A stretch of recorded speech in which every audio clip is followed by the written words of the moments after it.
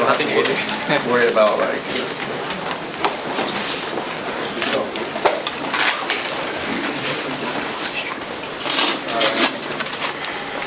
Okay, let's go ahead and start again.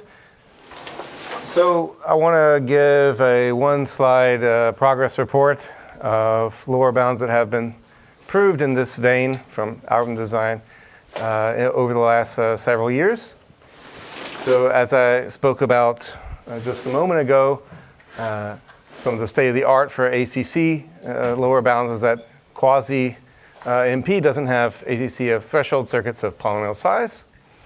And just to say a bit about how its SAT algorithm works, I won't really be able to talk about the SAT algorithms here. You can look at the boot camp slides there. They're still relevant for the SAT algorithm here. So it uses a new depth 2 representation of these ACC of thresholds. So you somehow represent it as a symmetric Boolean function of symmetric Boolean functions, and some fast rectangular matrix multiplication to evaluate this thing quickly and sort of beat exhaustive search. Okay. So improving these lower bounds to, say, multiple layers of linear threshold gates where, say, objects of this kind are feeding into objects of this kind and then outputting answers is an open frontier. So the state of the art is that there are functions in e to the np. So this is like time 2 to the order n with an np oracle. Very powerful. Doesn't have ACC of threshold circuits of subquadratic size. So into the 1.9 gates. Okay. This is pretty weak of a lower bound. Like somehow what we know is actually essentially exponential whenever we just have one layer of thresholds. But we add one more, and the techniques we have kind of fall apart.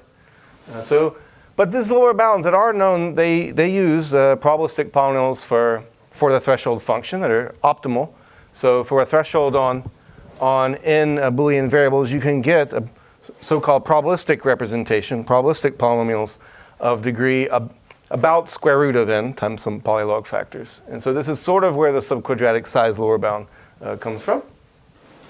And it's open, for example, whether quasi-NP has threshold or threshold circuits of subquadratic size. I feel like questions of this form are something that we could possibly attack by studying the connections between algorithms and lower bounds better and just sort of working with what we already know. Okay. Some work by Chen and Papakonstantinou showed a better size depth trade-off lower bound for NX versus ACC. Essentially, the lower bound they can show is so like there's a size, so like the number of gates and versus the depth. So here's the depth is 3. The size depth trade-off lower bound they have is so good that if you improved it asymptotically, you would actually prove NX is not an NC1, Boolean formulas applying size, so presumably even bigger class. So that they have a pretty strong size depth trade-offs that are known now for these things, using kind of the known transformations of ACC into interesting representations, sort of depth 2 representations. Another Chen, Rory Wen Chen, this is Siten Chen, with Oliveira and Santanam, showed average case lower bounds, so for NX. So not only can you prove sort of lower bounds for ACC, but you can also show that there aren't circuits that compute even slightly greater than 50% fraction of bit inputs correctly. Okay. So this is another direction which people have been looking at. And this, in a sentence, carefully applies coding theoretic techniques on top of the existing framework, which I'm going to describe in a little bit of detail. Not the coding theoretic techniques, but the whatever this framework thing means. And something I alluded to before, so NP doesn't have a fixed polynomial size. So I put 100 there. You could put any fixed constant size. Depth 2 neural networks with sign activation function, nor with ReLU activation function. So this roughly translates to linear combination over the reals of linear threshold functions, or linear combination of the reals of something called ReLU, which I will hopefully get to defining. At the heart of this is a very old algorithmic technique from the 70s, which just uses sorting and searching. So Horowitz and Saini show that, say, counting subset sum solutions on n items can be done faster than enumerating all possible subset sums. So some kind of meet in the middle type thing. You get square root of 2 to the n. So that's kind of the algorithm at the heart of this thing, which is proving lower bounds against NP, which I think is very interesting. And I feel like these lower bounds are being proved at some kind of distance, and maybe, like sorting and searching somehow should not be so powerful to prove new lower bounds in this way. And so what is really going on? It probably is there's a much simpler function which doesn't have these things either. And this is just sort of what we can show given what we have right now. Okay. Right, so in this hour, I'm going to be describing these two results. So quasi-NP doesn't have ACC of thresholds of poly size, and these sort of fixed polynomial lower bounds for NP. Because I only have about maybe 50 minutes now, I won't be able to give lots of details, but I hope that you at least see the moving parts and sort of how they work, and perhaps the other bootcamp lectures, or I can give more talks about it later. Okay. So let's start with lower bounds for, say, NX and quasi-NP and NP from non-trivial gap set algorithms. So this is what I was talking about in the previous hour, like these connections. So I want to say a bit about how they work. So first, sort of how the first lower bound was proved. So you take some typical circuit class like ACC. Typical here just means it has nice closure properties, say close under ands and ors, say.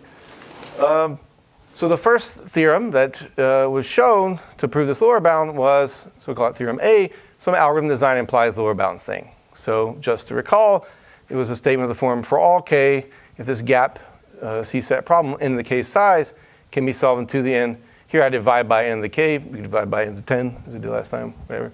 Then NX doesn't have poly-size C circuits, okay?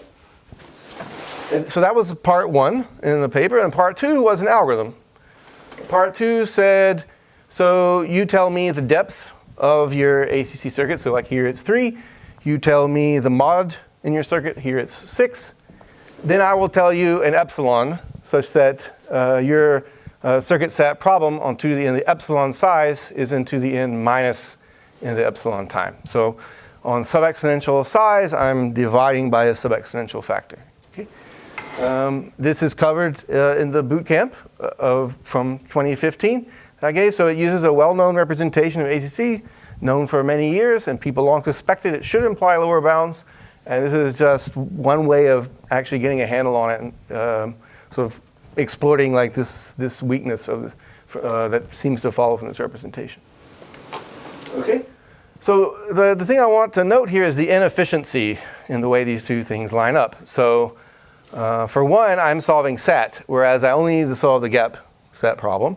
Okay, but also the algorithm is solving things on sub-exponential size and dividing by a sub-exponential factor, whereas I only need to divide by super polynomial factor and work for all polynomial sizes. And so this is exactly the starting point of this most recent work with Cody Murray, in which we want to show that actually if you have some a SAT algorithm with these kinds of parameters, then in fact you can improve the NX to non-deterministic quasi-polynomial. Okay. So known for a long time there was some kind of inefficiency in the argument, but it's still, I'm not sure, maybe the gap ACC SAT problem is much easier to solve than this. I don't know. Yeah. Okay. So now I want to talk about theorem A. I won't talk about the algorithms here. So I want to talk about sort of how this connection works, because I feel like this is a source for more improvement, because it's sort of the part that we have been improving very recently. So again, we want to get from faster gap set algorithms, where your promise unsatisfiable or at least half satisfiable, we want to get NX lower bounds.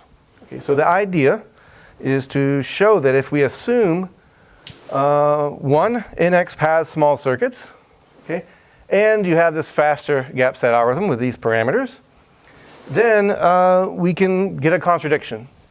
So in particular, we will show that sort of every problem solvable in 2 to the n time, non-deterministically, can be solved in little o of 2 to the n time non-deterministically. So all problems with 2 to the n length solutions, verifiable in 2 to the n time, you can compress the solution length and verify the solution length faster.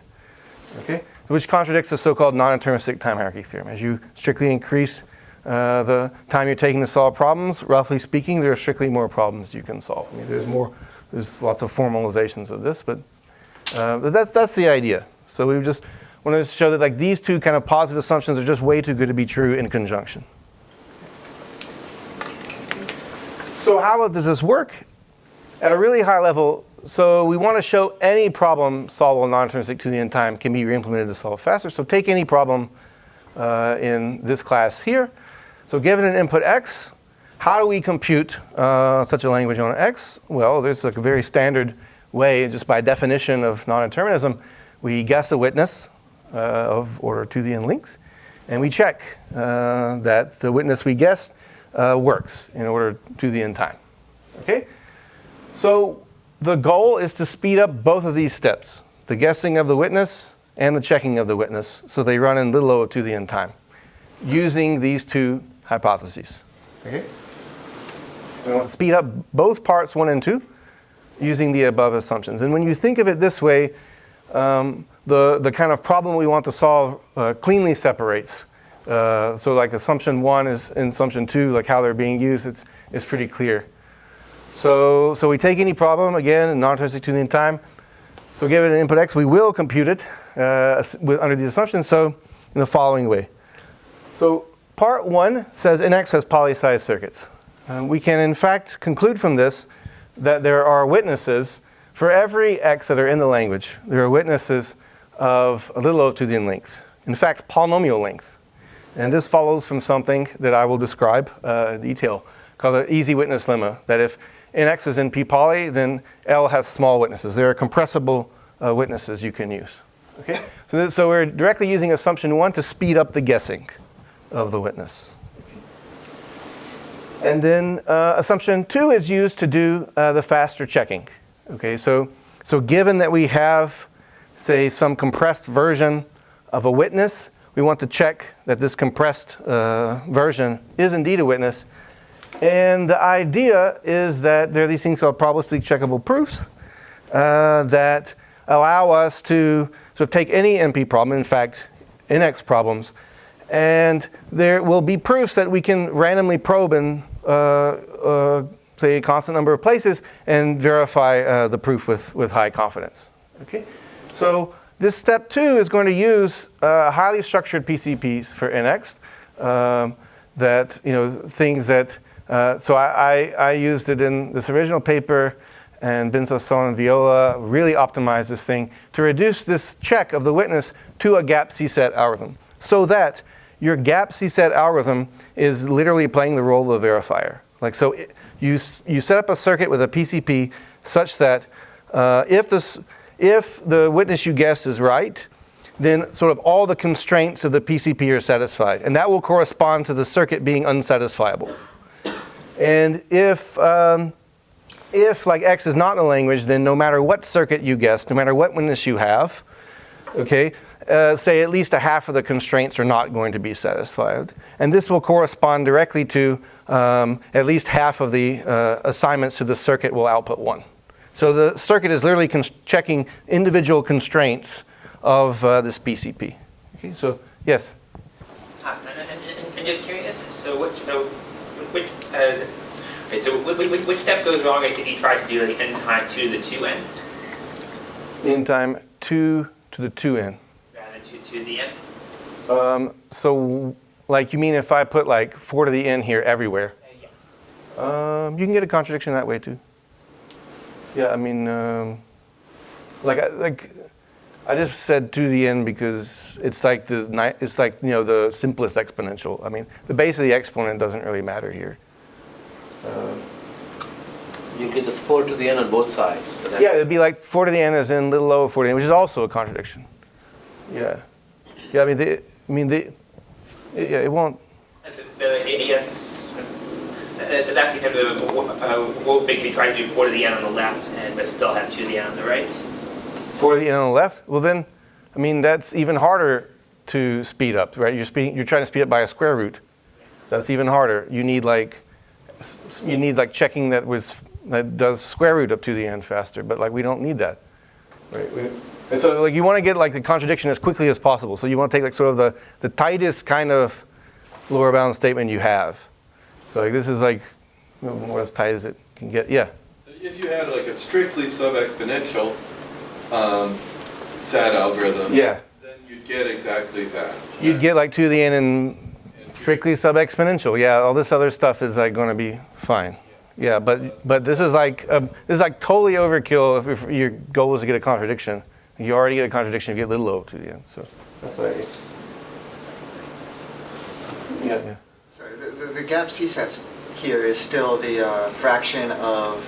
You promise that the circuit is either unsatisfiable or at least half its assignments are satisfying.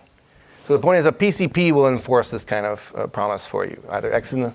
The other gap set where it's talking about the fraction of clauses or constraints that are satisfied. Yeah. I mean, it's the same kind of gap. I mean, there's complete... So I'm talking about perfect completeness and constant soundness. So the point is every assignment is like I is saying check the ith constraint, right? And I'll output 0 if it's good. So if it's unsatisfiable, all the constraints are good. But if it's not in the language and I'm trying to fool you, then half the constraints will be bad, sort of no matter what I gave you to fool. So that's where the gap will come in. Because the witness is local.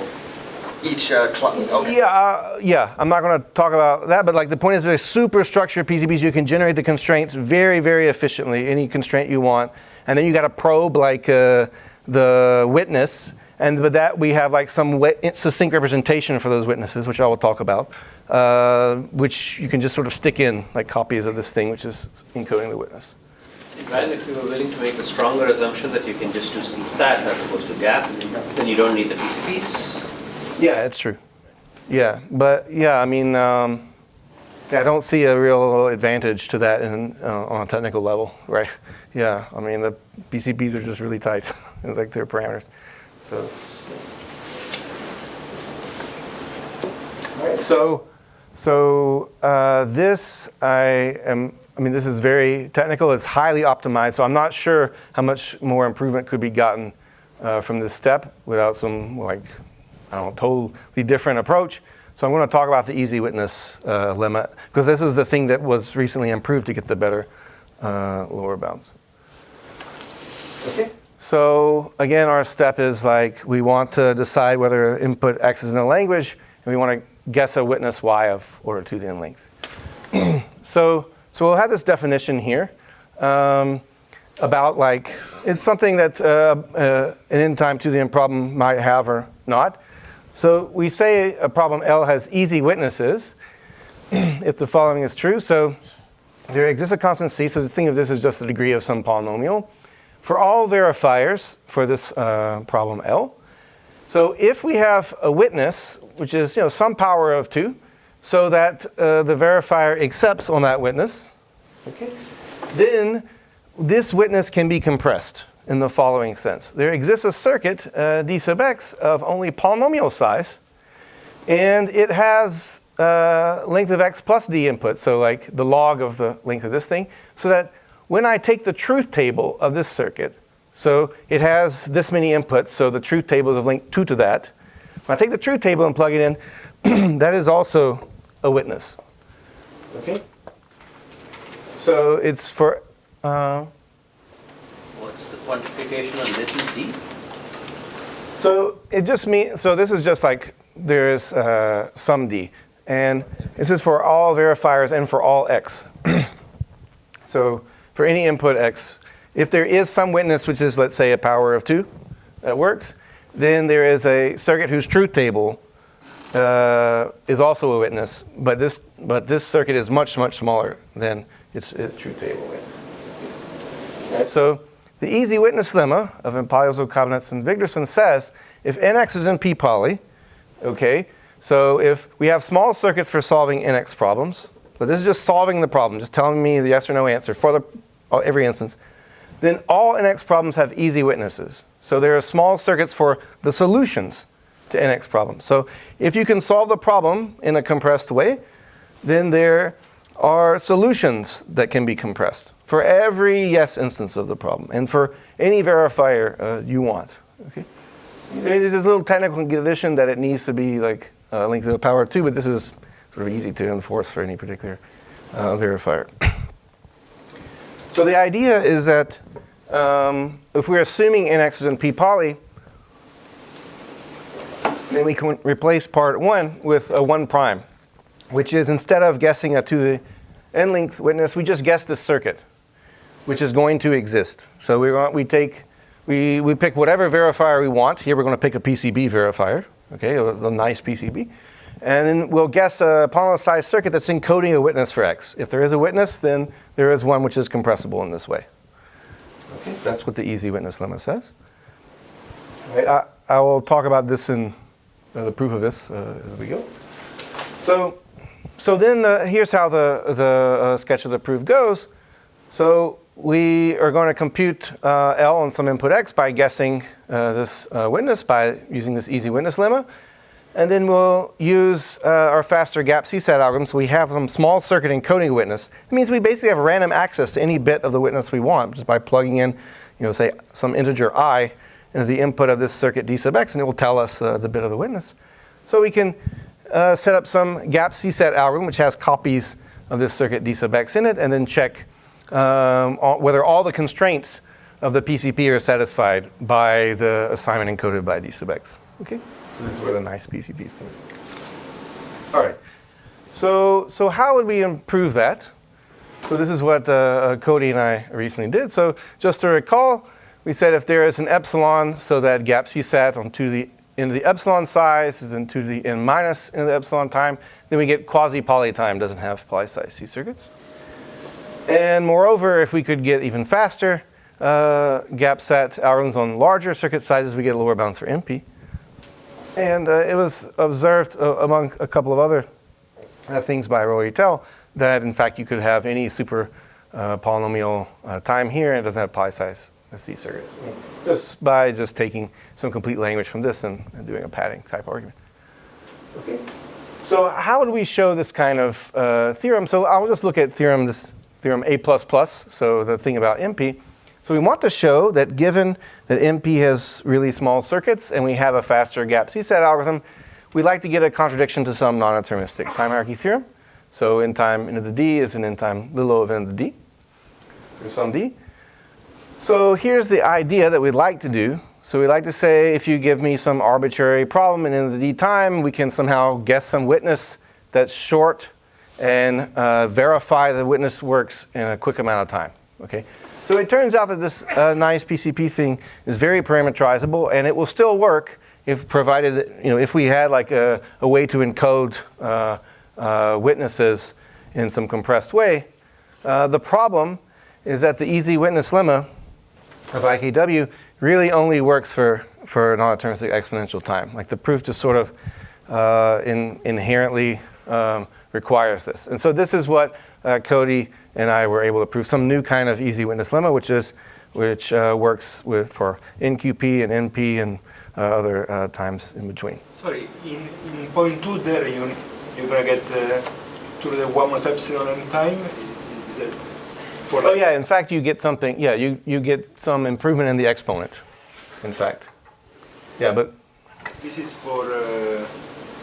yeah. So that's not known for ACC, right? For example, curiosity. Yeah, this kind of algorithm is not known for ACC. Okay, so this Yeah. This is just a general statement. It is known for other things, but it's not known for ACC. So we don't know if they fix polynomial lower bounds for NP. For DCC application, you will actually replace 2 with something else and still... Yeah. So the NQP version has like 2 to the n of the epsilon here, like instead of epsilon n. And you're assuming quasi-poly has, say, polynomial size instead. Yeah. But I'm just going to talk about this one. Yeah. So maybe a bit cleaner, just talk about polynomials instead of quasi-polynomials. Okay, so the new easy witness lemma that we prove is, so here's like a more general statement of witness circuits. So in time t of n has s of n size witness circuits if basically every problem in time t to the n with in all of its verifiers and all of its essences, you can find some S of n size circuit whose truth table is a good witness, a valid witness for that. Okay, so the old easy witness lemma was this one. And the new easy witness limit, well, here's a special case of it, is that if every problem in MP has n to the k size circuits, then MP has n to the order k cube size witness circuits. Okay? And a similar statement holds for a quasi polynomial time. Okay. So there is some little blow up in the witness circuits, but the point is this holds for every MP problem, including problems which could have non-deterministic running time into the k to the k to the k to the k to the k, like gigantic running times, gigantic solutions, they can always be compressed to some fixed polynomial, assuming the problems can be solved in some fixed polynomial time. So just to go back, I mean, these are circuits with like k log n inputs or some such thing, and n to the k cube size, is it? Is that what? Yeah, so this would be, so yeah, these things, well, NP, so whatever it is, like it's into the C, right? So these things would have C log n inputs and into the k cube size. Yeah, but C could be much, much bigger. Right. But intuitively, this is why like having a gap set algorithm that improves 1.9 of the n is useful, because like the sort of ratio or whatever between the comparison between the circuit size and the inputs is like an exponential. So just to clarify, this is like if the hypothesis is about P to the NP, that's much easier to show, right? Yeah. If it's P to the NP, I guess we claimed it or something. I mean, but if P to the NP has in the k size circuits, then NP has whatever order, maybe O tilde in the k size witness circuits, and order in the k size circuits. Yeah, much easier to show in that case. Yeah. So in general, can you replace k with something which is non-constant, and then you get it to the polylog n, or is it more complicated than that? So the general case has like a dependence on like the circuit size S of n, the running time T of n, and so on. So here, if you have like n time into the polylog, and then you have n to the log n size, let's say into the log n size here. Okay, this thing is cutting out. Then you have like n to the, let's say, log to the 3n size there. So I mean, you basically compose the function. So, yeah. So I mean, it's essentially like you have some composition of this circuit size function. So you compose it 3 times. Yeah. Yeah. I mean, you stick in some polynomials in there too, but yeah, it's like the hierarchy. Okay. Yeah, so how would we prove this kind of theorem? So we'd like to take the same approach as we did with NXP, show something like this. So just at a really high level, so if you'll just start with like n time into the k to the 4. And just because 4 is larger than 3. Okay. So to solve L faster on input x, the idea is that we would guess some circuit that's some fixed polynomial size, so n to the k cube size, with k to the 4 log n inputs. So it's encoding, like its truth table encodes a witness for x. And this uses the easy witness lemma.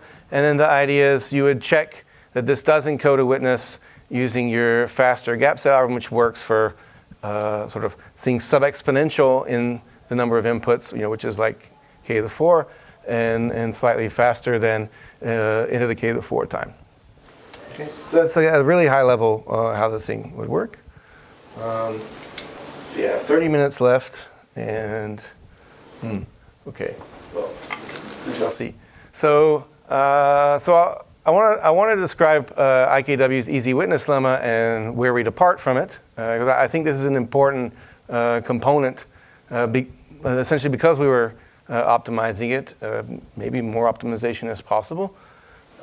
But the way I want to phrase it is if n time to the n is in size n to the k for some k, so everything has n to the k size circuits, then everything also has n to the c size witness circuits for some c. Okay? And the strategy, this is before, is to assume the negation and prove a contradiction. So we assume we have small circuits, and we assume this kind of weird thing that like for all c, there is some problem in 2 to the n that doesn't have n to the c size witness circuits. And And the idea is to somehow, like I think the ingenuity in this argument is figuring out how to exploit this assumption too. Okay. So the way IKW do it, they start with a problem that is solvable in space in the k+1, but is not solvable in the k size even infinitely often. So on every single input length past a certain point, there's a problem solvable in the k+1 space that doesn't have it in the k size circuits. And this is done essentially by a direct kind of diagonalization. Okay, because you can enumerate all the possible circuits of size in the k and in the k+1. Like you can have something which on every single input length past some fixed point doesn't have it in the k size circuits. That's what this IO thing means. So it's like it's not even infinitely often. There's not even infinitely many input lengths for which you can get this simulation. Okay. So they show how assumptions 1 and 2 imply this chain of inclusions, which is a contradiction. So let me say a bit about these inclusions. So this MA stands for Merlin-Arthur protocols. It's like a probabilistic version of MP. And this IO in time 2 to the n means you're simulating non-deterministic time infinitely often with n bits of advice. Okay. Essentially what's going on is that with assumption 1, you can, so if n time 2 to the n is in size n to the k, then sort of you can say that space order n is also in size order n to the k. Okay, and this actually means that p space is in p poly. Okay, and there's a Karp-Lipton type collapse result which shows that if p space in p poly, then p space is in MA. Okay, one way to prove it goes through sort of interactive proofs, the fact that p space equals IP. The idea is that if p space is in p poly, there's a poly-sized circuit to encode the prover strategy in the IP protocol. You could guess such a thing with Merlin and then probabilistically verify it with Arthur by running the protocol. Okay, and so this will let us say that, say, p space is in MA, but in particular space in the k+1 is in MA. Okay, and then assumption 2 is used to do this very partial kind of de-randomization. Okay, so Merlin-Arthur is essentially NP but with probabilistic verification. And so here we're getting sort of just non-determinism. So we're doing some kind of deterministic type of verification. I don't have time to describe it, but the slides, I guess, will be on the web. But assuming that n time 2 then doesn't have n in the C-size witness circuits, this gives you some way to get your hands on a function without n in the C-size circuits. If I tell you with n bits of advice, say a bad input for which has say a certificate, it has a witness, but all those witnesses have high circuit complexity. That's what it means to not have n in the C-size circuits. If I tell you a bad input which doesn't have small circuits, then I could just guess a witness in order to the n time and be sure that it doesn't have n in the C-size circuits. So think of it as a truth table. Okay? And this is happening infinitely often, so it's happening for infinitely many inputs if assumption 2 holds. And so then we use like just a standard translation of hardness into pseudorandomness. So given a truth table access to a hard function, we can construct a pseudorandom generator sort of like if I have access to some thing that doesn't have n of the C-size circuits, then I can get a pseudorandom generator against size into the omega c. You know, there's some constant there. Okay, so I'm going to use like this bad verifier, which who all of its good witnesses actually have high circuit complexity to get my hands on a hard function, and then run a pseudorandom generator from there. So that's sort of how this step goes, and then this step follows almost immediately from step 1. So like if you stick in bits of advice, you could just hard code that in the circuit, and if it holds almost everywhere, it holds IO as well. Right. Sorry for that, but yeah, I realize that like I don't have time to see all my slides. N time would have like n to the c squared witness circuit, but not n to n to the c squared. We cannot see because c is a constant, but maybe n to the log n size circuit. So then you need to get something shorter. I'm not really sure what you're. Like the non-determinism is exponential because you're like guessing the entire truth table. But Yeah. let's say that you're guessing a bigger circuit that that its truth table gives you a witness, but you don't have a smaller circuit with that. So which of these things do you want to like change? I'm just not following. Line to replace like to do the n with maybe, I don't know, n to the log n. Into the log n. Yeah, so this is, okay, so this is exactly like what so we like to scale this to NP. That's not what breaks. So yeah, if you followed what, like say 80% of what I had just said, then you will see. Let me see. So let me just go to the thing that, yeah, because the point is we would like to take the same argument but assume like only NP has fixed poly-size circuits, for example, and get it to work. Right, so let's see. Right, so this is the new easy witness lemma we want to show. Actually, maybe, whatever, it's fine. So if NP is into the k size circuits and NP is into the order k cube size circuits, so we want to derive a contradiction from assuming that you have the small circuits and you don't have small witness circuits.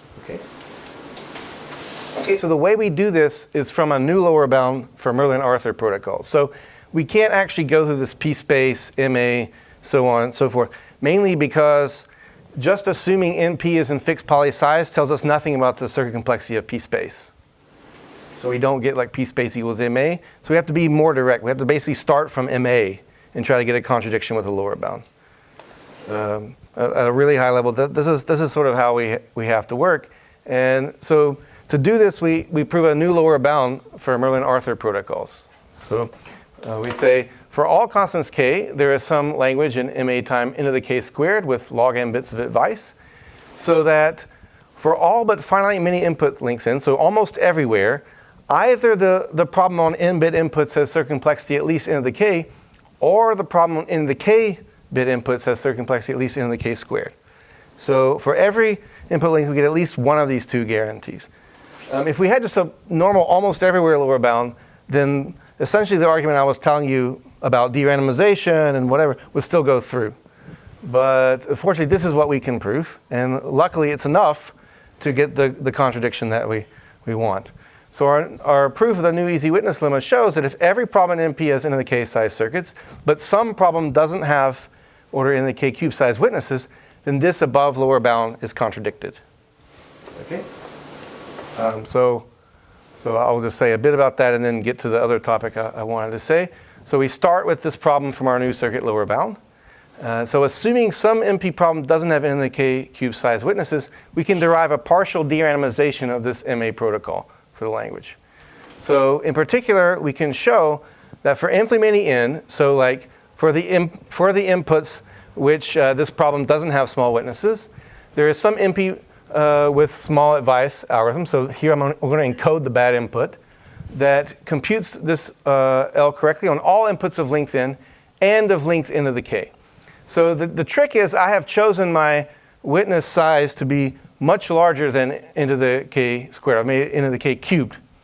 And so if I get like a hard function that's that hard, then so once I get my hands on that function, I can de-randomize length n to the k inputs because they run into the k cubed, right, if this runs into the k squared.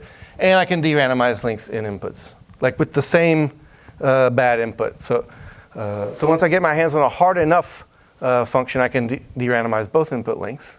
So assuming NP has n to the k size circuits, using just applying this, we can derive for infinitely many n, this language on n-bit inputs has it in the k size circuit, and on n to the k bit inputs has it in the k squared size circuit. Okay, and this directly contradicts the lower bound that we got. Unfortunately, this is sort of all the details I can give you, and now I'm going to switch to something totally different.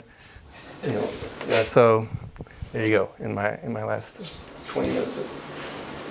Okay, but I didn't really leave out like any of the main moving parts that are going on. So, all right, so now I want to talk about lower bounds for NP against some depth 2 classes.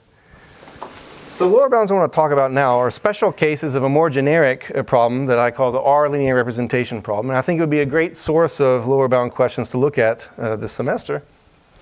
So you take some class of simple functions, C. They take in Boolean inputs, but they need not be Boolean value. They might not output Boolean values. So the general question is which interesting functions can and cannot be represented by short R linear combinations of functions from C. So in other words, just arbitrary linear combinations of functions from this simple class. So like I have some function that takes bits and outputs bits, and I want to know, can I get a polynomial size or polynomial sparse linear combination with like arbitrary reals plugged in there, where each thing here is just some simple function I had. So I fixed some class of simple functions, and I just want to know what can be done with linear combinations of this. But here I'm computing the thing exactly. So this sum has got to always output 0 or 1. It's got to always magically cancel, however, and be 0 or be 1 on every to the n input. Okay? So we call this a sum of C circuit. And so first notice if this C spans the vector space of all functions from 0, 1 at the end of the reals, then there's always some circuit you can get, just by sort of, as you think of these as vectors of length to the n, if it spans the vector space, you can always find some linear combination that works that represent any particular vector. So you can always get at most to the n size, and the question is, do we get polynomial representations? For which functions can we prove polynomial representations, and which ones can we prove there are no such representations? Okay, so just some simple examples. If C is a class of 2 to the n and functions on n variables, then this is just 0, 1 polynomials over the reals. Okay, so the sum of and is just 0, 1 polynomials over the reals. Okay, so each monomial is just an and. Okay. If C is a class of 2 to the n parity functions on n variables, so I'm just taking like subsets of inputs and taking their parity, then this becomes minus 1 polynomials over the reals. Okay, so, and this be the domain of Fourier analysis of Boolean functions. Okay, so these are very well understood, namely because both of these things form a basis for the vector space of such functions. Okay, there's exactly 2 to the n of them, and they are independent. So in this case, the R linear representation of f is unique. Like there's always just one representation, so the shortest is also the longest. Not a very interesting question. So the more interesting cases are where the representations are not unique. So you have some over-complete type representation, like more than 2 to the n functions, and then you can start asking these kinds of questions. So recently we studied 3 simple classes. So one is linear threshold functions, one is rectified linear units, and one is, say, polynomials over the field of P elements of degree D. And this is interesting even when D is 2. So quadratic polynomials, and even when P is 2 over F2. All right? So for all 3 classes, there are many more than 2 to the n functions on n variables, so the representations are not unique. And for all 3 classes, these representations have been studied. So the sum of LTF is a special case of depth-2 threshold circuits. Sum of ReLU is depth-2 neural nets with so-called ReLU activations. And this sum of, say, degree 2 polynomials over F2, this is the domain of higher order Fourier analysis. So trying to understand which Boolean functions have sparse representations when I try to write them as a linear combination of, say, quadratic polynomials. So this is just a recollection of LTF, but I also wrote it there. So it's a major open problem to find nice functions without, say, into the k gate LTF of LTF circuits for all k. So thresholds of thresholds. So you have thresholds feeding into thresholds. So it's known that there are exponential lower bounds when you have small weights. So when these thresholds, these alphas are, say, like small integers between, say, minus polynomial and polynomial. So those are very well known. And already in 1994, I was asked, well, what about sums of linear thresholds? So now I have arbitrary weights at the output and arbitrary weights at the next layer, but I'm requiring you that your linear form of the output must always evaluate to 0 or 1. So it's a very special case of depth-2 linear threshold circuits. But still, as far as I know, there's no into the 1.5 gate lower bounds that were known. I mean, in the 1.5, gate lower bounds are known for threshold of threshold by some work of Daniel Kane and myself. So what we prove is that for all k, there are functions in NP, depending on that k, without n to the k size sums of linear thresholds. Okay? So I can always find some function that doesn't have n to the billion size sums of thresholds. So it requires n to the billion separate linear thresholds even in a real value linear combination to compute the function. Okay? And this lifts to so slightly super polynomial lower bounds too. Okay. And notice a major open problem, which I discussed earlier, to prove that there's a function in NP without n to the k size unrestricted circuits. So this is like a very, very special case where we can prove such statements. Okay. So the sum of ReLUs is basically a slight nonlinear gate. So you have these weights. It's just like the linear form of the threshold thing. Sorry, this thing is cutting out. So like imagine like sometimes this thing could be negative, and what you're outputting is the maximum of 0 in this thing. So it sort of cuts off at 0, but can be linear after that. Okay. It's a kind of like somewhat nonlinear gate that's very useful. So this thing does generalize sum of LTF. So given any sum of LTF, you can write it as a sum of ReLU efficiently. This is very widely studied. There are thousands of references on it. And several recent references give lower bounds for sort of weird functions which vary sharply. But in terms of discrete valued functions, I mean, even the parity function has small sums of ReLU. So like extremely sensitive functions in a discrete domain, it doesn't seem possible to prove lower bounds just on things like this. So we can generalize the sum of LTF limits to sums of ReLUs, just as I was saying before. And finally, this sum of degree D polynomials thing. So it's a linear combination of these functions which they could output values between 0 and p minus 1. Okay? And then you're taking a real value linear combination of them. There's just some degree D polynomials. You could think of them as degree 2. Yeah, this case is already very interesting. So one compelling conjecture, which was raised at a previous Simon seminar, is whether the AND function on n inputs requires superpolynomial size linear combinations of degree 2 polynomials over F2. So, I mean, it's known that, right, if I just said polynomial, like linear polynomials, then I'm in the Fourier domain, and the representation is obviously exponential. Okay, so that's well known. And you can get an upper bound. You can get 2 to the n over 2 size by just kind of mimicking what happens in the upper bound for 2 to the n here when you have degree 2 polynomials. But there are no non-trivial lower bounds that I know of for like sums of, say, even degree 2 polynomials over fp for any prime p. And we prove NP lower bounds just as in the before. So fixed polynomial lower bounds in this case as well. Okay. So the key theorem behind all this is a new instance of how circuit analysis algorithms imply circuit lower bounds. So here's a theorem. I'll explain it carefully. So let C be a class of functions from 0, 1 to the n to the reals. Essentially, like all we need is that it's easy to evaluate a given function f on a Boolean assignment. Like it's somehow efficient to evaluate that thing. So you can't have like really weird functions. So assume there's an epsilon and some algorithm A, so that given 4 functions from this class, we can compute the following sum product. So we sum over all 0, 1 assignments and take the product of all 4 functions. Okay. Suppose we can compute this sum product, and let's say 1.99 to the n time. So something faster than 2 to the n time. Then we can show these lower bounds, that there are functions in P without n to the k size sums of that class of functions, and the super polynomial lower bound. So what's going on here at a high level is that solving a generalization of sharp-sat for this class C. So if these were Boolean valued things, and it's really just an AND of 4 objects from this class. So solving a generalization of a sharp-sat thing where you're counting satisfying assignments actually lists to strong lower bounds for this real valued linear combination of things in this class.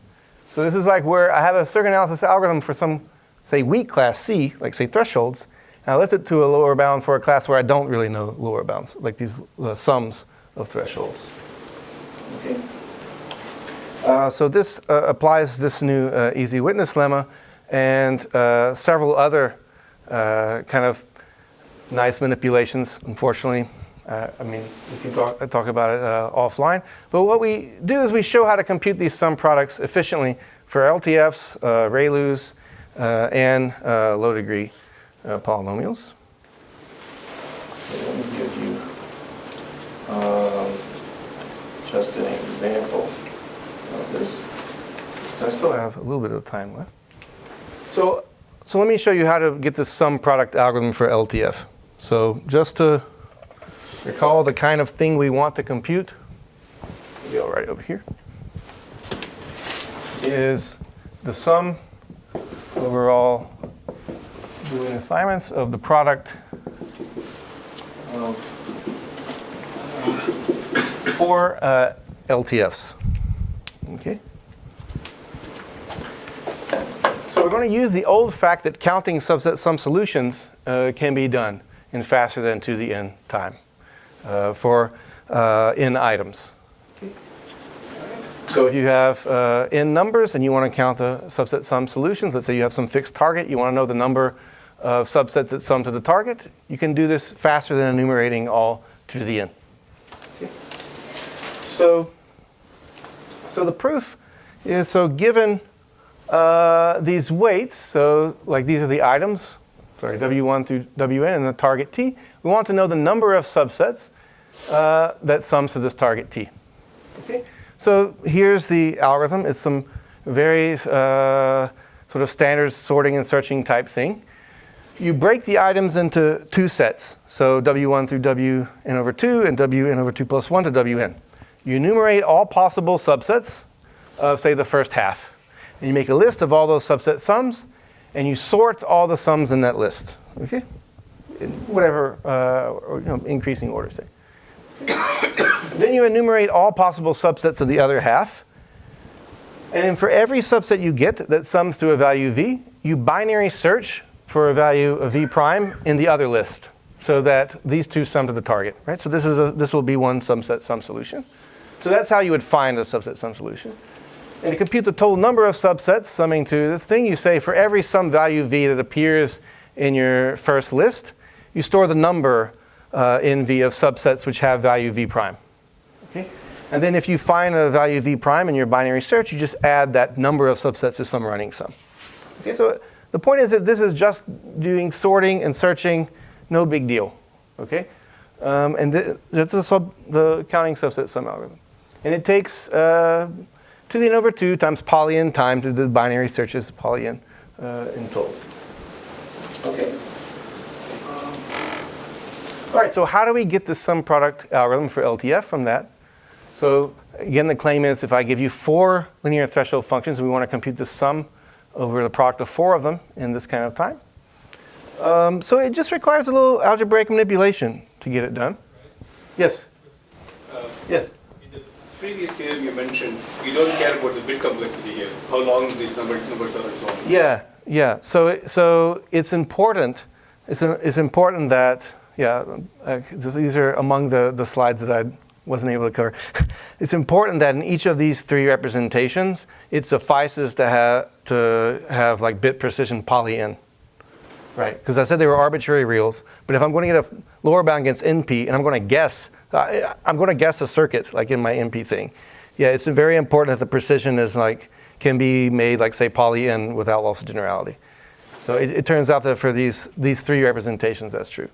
And in the Horowitz-Sahni algorithm, is it sensitive at all to how large these numbers are? No, so it's just like sorting and searching. So I mean, if they have poly n precision, then it's just poly n overhead. Yeah. It's an important point. Right. So we're essentially solving this sharp set thing for like and of 4 LTFs. Okay. All right. So here's the proof. It will just fit there. Okay. So first we start with something called an exact LTF. Okay, this is just like an LTF, except you only output 1 when the linear form is exactly your target, instead of being at least your target. You want it to be exactly your target. Okay, then you output 1. If it's greater, smaller, you output 0. All right? All right. So the first observation is that if we can count subset sum solutions in a certain amount of time, then we can also count like sum over all A, G of A for an exact LTF in the same time. Because this is really asking whether X is a subset sum, whether this subset is a solution or not. Right? Okay, so it's just immediate that like counting subset sum solutions lets you sum solutions to these exact LTFs. Okay, all right. So then we use a very nice result of Hansen and Podolsky from 2010 that says every LTF on n inputs can be written as a polynomial-sized linear combination of exact LTFs. It's not at all obvious when you have like really large weights. So using this, we can write, so this is the sum we want to compute, the sum over all to the n of this product of 4. We can write, well, each of these LTFs can be written as a sum of ELTFs, these exact LTFs, okay, for some exact LTFs. Then applying the distributive law, we just like, permute the product of sums and get the sum of products. Okay, now we're having some sum over poly n of products of 4 exact LTFs. Okay, and then permuting the sum once more, now we've reduced the poly n calls to counting the number of solutions to a product of 4 LTFs. So just rearrange the order of summation here. All right. Now the final fact is that if you have a AND of say so let's say AND of 4 LTFs, ELTFs, they can be represented by another ELTF by just modifying the weights. So if changing the weights around. Okay. In fact, an AND of any polynomial number of ELTFs can be written as 1 ELTF. All right. So basically, we reduce this to poly n calls to counting subset sum solutions, because this is an ELTF. Right. And so we can compute this much faster than 2 to the n time. Right. So that's how the algorithm goes. Unfortunately, I don't have time to tell you about how that algorithm implies a lower bound, but I have slides, so we can talk about it later. All right. So now I want to. Oh, was there a question? Yeah. If you would, you could probably do the search and sorting just to count how many things are bigger than something or something. So yeah, you could do that as well. Then you could maybe not go for it. You could do that as well. I don't know if it saves you very much. This is just an extra poly n factor. I don't know if it saves you much, but you could just count the number that make this at least t. So in fact, the ReLU algorithm is a vast generalization of the counting subset sum thing, because you actually want to multiply by some linear form if it's at least 0 or something. Yeah. So the ReLU thing is like some generalization of the counting subset sum thing, so which is even more complicated. But yeah. So I want to conclude with some open problems. So there are many. So we know that for each k, there is some function, let's say an n time into the order k to the 4, without these in the case size sums of LTFs. All right. So why can't we just show that like NP isn't in poly-size sums of LTFs? So maybe like show that SAT requires in the case size sum of LTFs for all k. I don't know why not. This representation should not be very powerful, mainly because you're requiring that every single sum that you do is going to output a 0, 1 value. It seems like a very stringent requirement. Okay. So another thing that I raised earlier showed that quasi-NP doesn't have threshold circuits of subquadratic size. So there are these results on probabilistic polynomials that could imply such a thing. So here's like maybe it's like low ambition thing, but why not? So there's a function in time to the order n with an NP oracle without, say, 6 n size circuits. Recall it was like 5n for like NP, and this is still an open problem. So like, what is the, why can't we at least push this a little bit, or maybe there is some reason why. Maybe we can figure out like why it's hard to prove that. Maybe, probably not, but yeah. I just want us to think about these questions, so just even at these like embarrassing frontiers. So here's something that is really weird, and I don't know what to do with it. So that sharp-sat problem I was talking about, so you get 2 to the n over 2 time algorithms, right? That's like still exponential. But if you've got degree 2 polynomials over f2, I know how to solve this sharp-sat problem for such a representation in polynomial time. Okay, it can be solved in polynomial time. So therefore, this class, real-valued linear combinations of these quadratic polynomials, they shouldn't even represent CNF.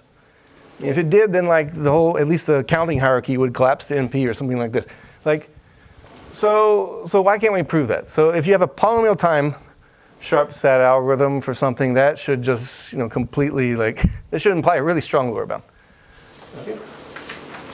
So finally, we know that like if sat is in poly time, we get some lower bounds where we get to remove the non-determinism. So deterministic time in the log n is not in p-poly. If sat was in quasi-poly time, then quasi-polynomial time is not in p-poly. So the question is such a connection true for gap circuit sat? So if I put gap circuit sat in P, can I get deterministic lower bounds instead of non-deterministic ones? So right, I was getting non-deterministic lower bounds. Can I get something that's deterministic? Okay, so it's known that the converse of this is true in a sense. So like the famous theorem of Implies von Wigderson is that if time order 2 to the n doesn't have, say, 2 to the n over 100 size, so it's some fixed exponential size, then you do get gap circuit sat algorithms in poly time. So it's sort of asking, is there a converse of any kind, but with deterministic classes? It's another problem I think we can think about. Okay, thank you. That's all.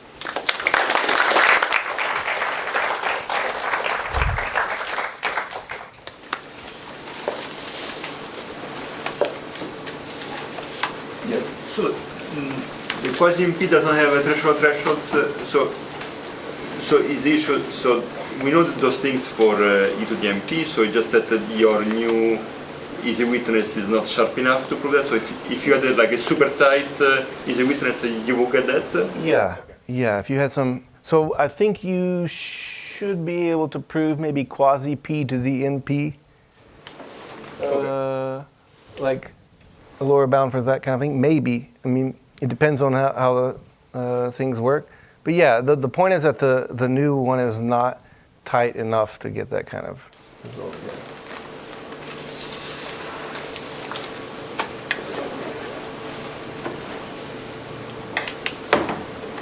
Maybe I ordered it out, so maybe we should just see that. Oh, yeah. All your results had a time complexity class like nx for np.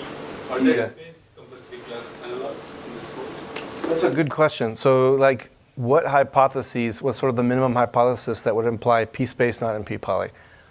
I'm not really sure. I don't really know. Yeah, I mean, another interesting question along this line is like, what interesting hypothesis would imply NP not in p-poly? Because I'm only getting fixed poly size lower bounds for me. Yeah, this is a really interesting question, and because those lower bounds should be true too, but so what is the algorithm that implies them? I don't know. Yeah. Definitely something to think about.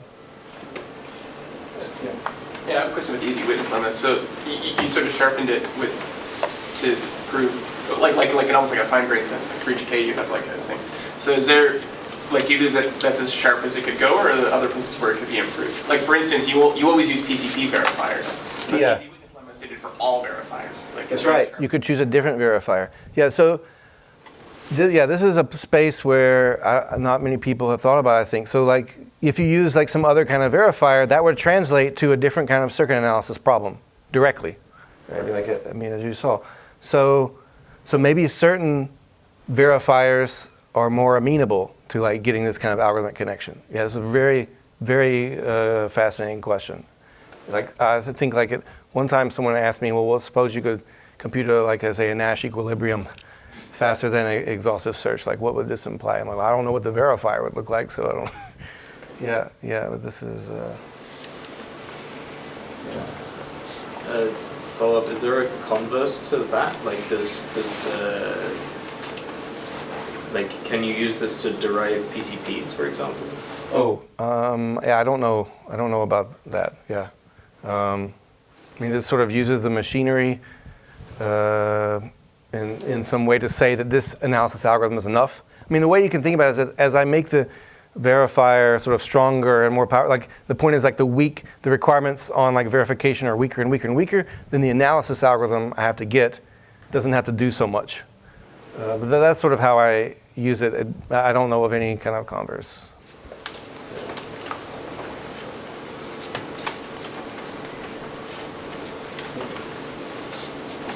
Great, thanks.